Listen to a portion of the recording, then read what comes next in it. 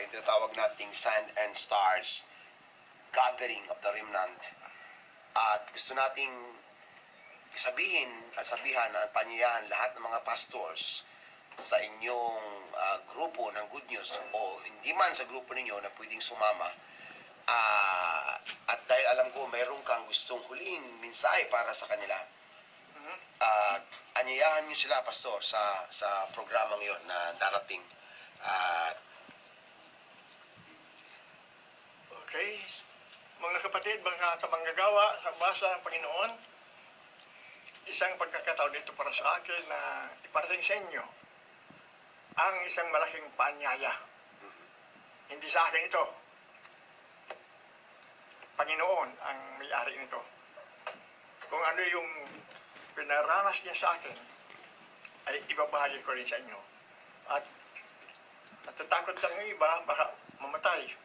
Kung kumatayan, okay lang yan. Pero yung pinapagawa ng Panginoon, that's the most important, no? Sapagkat pag ito'y ginawa mo at sinunod mo, maraming himalaan magaganap sa buhay ninyo.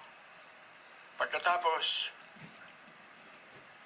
maisasabi ng mga tao sa iba, itong lalaking ito'y mayroon itinatako.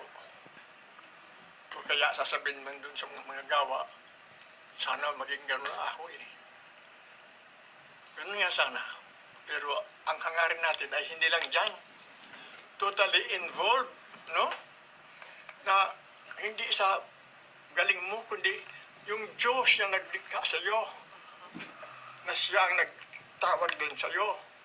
Pagkatapos siya ang magbibigay sa iyo ng paraan, yung steps mo, at saka yung mga katawag nating baka sakali.